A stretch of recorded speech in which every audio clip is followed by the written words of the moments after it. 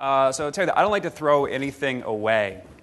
I'm not a self-confessed hoarder. My wife might disagree with you slightly, but I would disagree. That's an argument for another place. So one of the side effects of not throwing anything away, at least for me, is I have this great collection of late 1990s clothing, which if I hold on to it long enough, it'll come back in style, and that'll be really cool. Right now, most of it just sits in a box in my closet, and the other day, a little bit of prodding, I was going through it, and I pulled out this jacket. And this jacket is an awesome jacket, or it was an awesome jacket then. Now it's not cool. It looks really dated, and it's terrible, but it's awesome because it was sort of informal like this jacket, but it was really warm, and I could wear it. And I used to wear it all the time because I used to hang out in grocery stores a lot. And I would be hanging out in the frozen section or refrigerated section of a grocery store, and this is not because I'm just some creepy guy who likes to hang out in the grocery store, although I got accused of that on several occasions, but it's because when I was in grad school, I was working as an ethnographic researcher. I was talking to people about, buying frozen pizza or buying orange juice, spending a lot of time in these sections. If you're in the grocery store and you're walking around and you might be buying your frozen pizza and you're on the way to buy beer, this is probably my trip, and I'm passing by the eggs and I feel this cool waft coming out and on a hot summer day and it feels nice. Well, if you're spending a lot of time, 2 hours, 4 hours, 8 hours like I was, I can assure you these are some of the coldest places on earth. And so for me, the fact that we can connect with grocery shoppers who might be buying refrigerated orange juice or frozen pizza with their mobile devices is a beautiful, beautiful thing. And the fact that it has a latent effect of dramatically decreasing the incidences of frostbite of in-store researchers, I think is positive as well. And so what I want to do today is spend some time talking about a study that we did, or part of a broader study that we did that looked at the usage of smartphones amongst shoppers. This is part of a broader study where we looked at multiple channels. We looked at mass, club, drug, electronics, and grocery, and I want to focus specifically on grocery today and talk for just a couple minutes about the methodology. What we did is we geofenced 56 banners across the U.S. So set the latitude and longitude of these locations. When shoppers broke a fence, we pushed surveys to them, a pre-survey which asked them some questions about about verifying where they were, and I'll come back to that, and some of the things they're planning to do on their trip. And then we asked them to complete a survey at the end, a separate survey, asking them what they did on this trip. And we also collected behavioral data from the panelists who participated in this study as well. And our panelists who are opted in to have their behavioral data passively tracked by us, this is the data that we captured from them. First, we captured GPS data, or latitude and longitude data, which is essential to the study. We also captured the apps that they were using. And when I'm talking about apps here, let me just sort of clarify. I'm talking about essentially about anything that has a button on your smartphone. So you might not think about your phone or your SMS app as an app, but if you've got a button for it, that's what I'm talking about here, whether you downloaded it or not. We also track their phone calls, what's going in, what's coming out, how long these phone calls are. We're not listening into what they're actually doing. We're also not listening and seeing what the content of their text messages are, which is one of the reasons why I wanted to ask them what their text messages are about. But we look and see what's being sent and received. Also emails that they're sending and receiving, websites they're visiting, and if they're using their camera as well. And so why did we want to do this? Well, one of the things that we want to do was synthesize data from both of these sources. So to collect the behavioral data, see what's happening on shoppers' phones when they're in the store, but also send them a survey and ask them what they were actually doing. The first thing that we really wanted to do was validate the location and validate the purpose of their trip. So we wanted to ensure that if they were going to a stop and shop, that they were actually going to a stop and shop and not stopping at the place that's right next door. Also, that they were going on a grocery-driven trip. So if they were just going to pick up a prescription, for example, we weren't interested in what they were doing for this particular study. So we wanted to validate that. So by pushing a survey to them, we were able to validate that they were actually where we thought they were and doing what we wanted them to be doing, and rather than just making that assumption. And really the two things that we also wanted to test were, stated behaviors versus actual behaviors. I can tell you what's happening on your phone, and so I see that, texts are being sent. I see that certain apps are being used in the foreground of your phone, but I wanted to ask people as well and see how these results matched up. Because ultimately, with our panelists, we want to trust them, but we want to verify too. We want to think that our panelists, the data that they're giving us, is good data. If I ask you what you're doing in store, that I'm asking you, really close to the point of experience, you should remember what you just did, right? Well, I wanted to verify that, and I wanted to look at behavioral data and see how these how it correlated. And then also we wanted really to understand the in-store shopping experience specifically in the grocery channel. So how does the shopper who's using a smartphone, how do they use it while shopping? And then how does this behavior vary? Does it vary by trip type? Does it vary by length? And then ultimately, what role do smartphones play in purchase decisions? So again, how is the phone affecting what products are actually purchased at the shelf? And so let me start on the ground and tell you a little bit more about what we're collecting, and then I'll sort of zoom out and tell you on a little bit more of an aggregated level. So the type of data that we're collecting from respondents, so we have demographic information on our panelists. So take Susie Shopper here. She breaks the fence at Stop and Shop in late March. So we send her a survey verifying that she is in fact at Stop and Shop, and is she doing what we want her to be doing, which is shopping for groceries, and she is. She's on a stock-up trip. She's in the store for almost an hour. We ask her about her total spend, which is almost $100, and we're also tracking what's going on her phone at the same time. So we see that her phone, she's using it to make a phone call. She's sending and receiving emails. She also is using the retailer app. And then we also ask her, after she's left the store, about certain behaviors and certain things that we couldn't capture on such a granular level by just looking at the behavioral data, such as, did you use a coupon? We might be able to make that assumption by looking at the types of apps she was using, but we actually asked her this question, and in this case, she actually did use a coupon. So in many respects, she's the shopper that retailers want to be in their stores. Now, many of the other ones look like our friend Greg Grocery here, who was on a shorter trip. He was on a 15-minute trip, or less than 15-minute trip, spent under $20. Didn't really do anything that retailers might want him to do while in store. He checks his Facebook. He plays a game, presumably while waiting in line. So we're collecting all this data from our respondents on a granular level, and then we can zoom out. And we were able to look at certain things, and I've showed some of them here, such as trip type. We found a variety of trip types, of length of time spent in store. A little bit on the shorter side of what we expected, and I think that perhaps this has to do with smartphone users spending a little bit less time, maybe being a little bit more focused in store than non-smartphone users.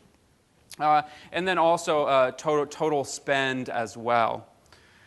And so one of the ways that we cut the data was by trip type and by time. But first, I want to talk about the sort of big picture is what we found out with app usage. We found out that just over 7 in 10 used their phone in some way, shape, or form while they were in the store. And so we're thinking about this 70% universe of our total sample when we're looking at these metrics. And we broke them out by trip type. One of the things that we found was that shoppers that are on stock-up trips are using their phones less than others. And I think that one of my hypotheses is that stock-up shoppers tend to be a little bit more mission-driven, a little bit less distracted, a little bit more focused. They got a lot to accomplish, and they're more on a mission. And so I think that does make sense.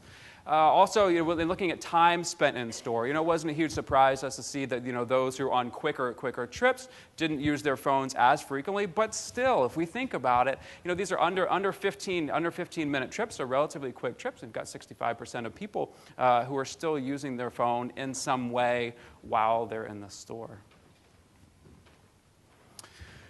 And so, as I mentioned, one of the things that we did, we're collecting passively, is all this information on apps. So what we get are a ton of apps. And so really, one of the challenges that we have, and one of the fun things about this, is we get to see all these apps. So then now we have to bucket them. We have to make sense out of them. We have to categorize them in order to figure out, really on a more macro level, what people are doing. So we put them into certain buckets here, and these are some of these. And these are sort of typical buckets that you might find. People are using apps in the store to check their bank balance, to play games, to check the weather, to check the news, and to do the things that we would expect they would do to make phone calls, listen to music, send texts, to check their Facebook status or, post about how awesome the milk section is of the grocery store, and all those good things. And so when we roll the apps up into these buckets, again, one of the things I want to do is compare stated versus actual behavior. We found a pretty high degree of correlation. And we found that the usage, as far as what types of apps are being used, well, texting was the most common thing that people were doing when they were in the store. Second to making phone calls, and then we also found that people they're on Twitter, they're on Facebook, primarily Facebook and other social sites. Again, I don't know if they're commenting about how cool the grocery store is, but checking in to see what's going on while they're waiting in line, or simply while they're in the store. Shopping and retailer apps came in at about 13%, between 12 and 14%, depending on how we're slicing it here. And this number, and I'll come back to talk about this a little bit, I think is both a positive and a negative, and shows some opportunity, but also some traction. If we look at this number, a couple years ago, I think we would have found that it would have been lower.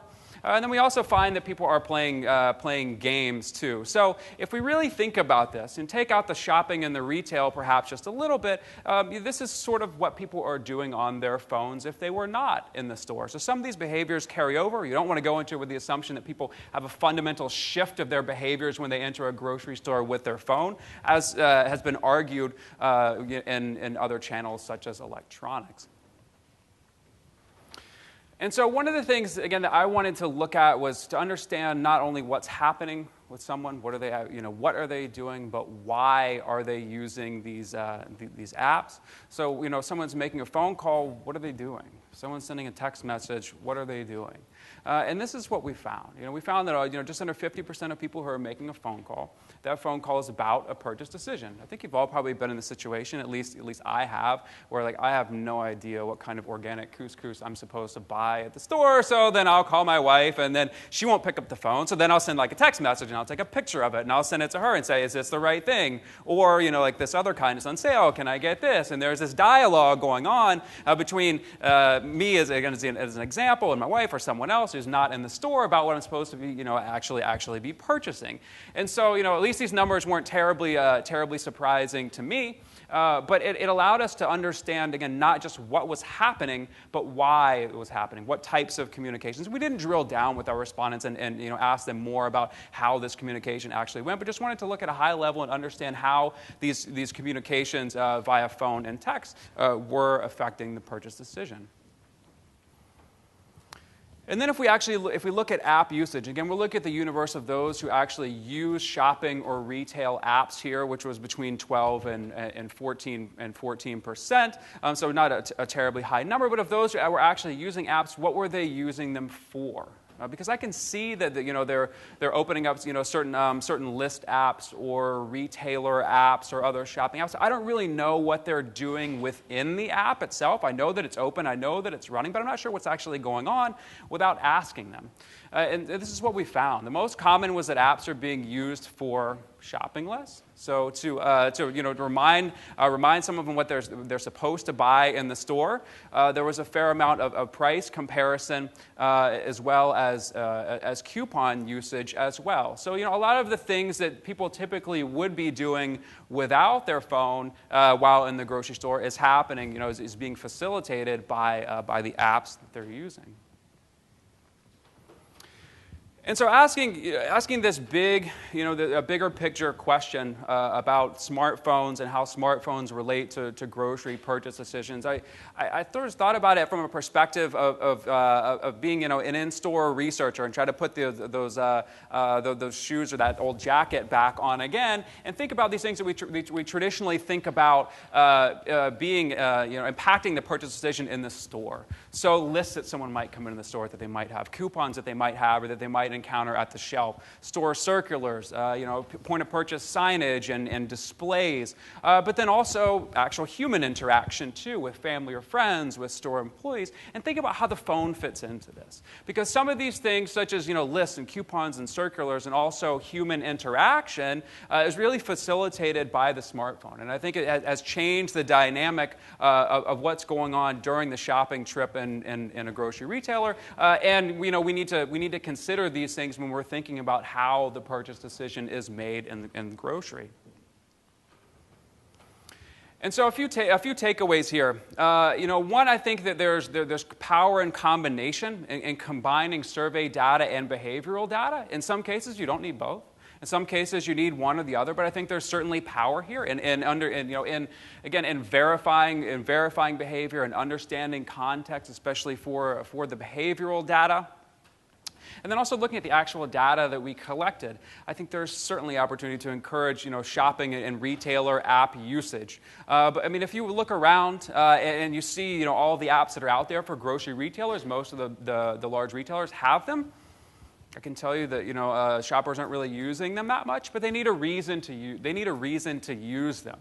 They're not in the habit of necessarily going straight to the app to get the store circular. But if you start to think about building in, as some of the apps have, of integrating coupons and integrating lists into the apps, and there's certainly an opportunity there. But you need to disrupt the normal pattern of behavior in order to engage them, because the way that people are using their phones in store, for many it's simply not something that they're doing on the average shopping trip. And one of the things that this points to as well, I think, is the importance of pre-store mobile activity. Because a lot of what we did see among those who are using their phones with apps that are specifically dedicated to shopping or focused on shopping, is a lot of it is preparation activity, of making digital lists before they come into the store, collecting coupons digitally before they come into the store. So, for CPG companies, how do we make it onto this digital list? What can we do pre-store rather than in-store, if we're thinking about affecting the purchase decision via a smartphone? And so one of the steps that we want to take with this study is start to look at this pre-store activity on mobile, both behaviorally and through survey data as well, to understand more about what's happening before the shopper actually gets into the store. And then ultimately, shoppers are connected. If we're thinking about 70% of shoppers are actually using their phone, this is important. While they might not be using these shopping apps, they are using their phones. And I think there is a relationship here between impulsivity and smartphone usage. Again, a purely impulsive purchase that I might have made by going in and making the decision at the shelf. Well, now I have a crutch, and that crutch is my phone, because I can send someone a text or give someone a quick call and ask them a question. And I think this is important for us to consider if we're interested really in how the purchase decision is made. And I've got a few minutes left for questions. We actually have some questions here on the tablet, so I'll go for those. Did you geo-recruit from the panel? If not, when and how did you get permission for the passive mobile monitoring? Our panelists, a subset of our panelists opt in to the passive monitoring. So they're on our panel. They opt in. They also allow us to use their geolocation. So they opted in, both for us to collect the data and then also to collect and push them surveys based on their location. Okay, and here's a quick yes or no. Was the passive app usage metering limited to just Android? For this study, it was. Yep. Okay. And then one that I was very interested in based on some of your comments. What behavior differences were there amongst demos or psychographics? We didn't collect any psychographic information here. Amongst demos, there wasn't really that significant. Some things that we would see, and I didn't highlight them here, not really much of a difference. I mean, I was looking at it just last night. It was like about 2% difference in overall app usage between men and women. People who are younger tend to be using their phones a little bit more than people who are older, but really didn't see too many surprising or significant differences as far as demographics are concerned. Okay. Question in the back. Hi. I've got a new smartphone and realized that unless I actively close the application, it stays open in the background. Yeah. And I was wondering if you can differentiate those applications that are actively being used versus those that are kind of passively in the background. The way that we collect is based on foreground usage. So if the app is open on the foreground of your phone, then we're collecting that as active. And so that's one of the reasons why, we ask this question of is someone actually, using it? So, we see what they're doing, and then we ask that they're actually doing it, because there is a situation where, it could be on the foreground of their phone, but they're not actually actively using it. That's one of the reasons why we ask. We do have the ability to differentiate background and foreground. So if something is just running on the background, if you, open up your task killer or something like that, see all the stuff that's running on the background, we're able to parse all that stuff out and set it aside and not consider that as active.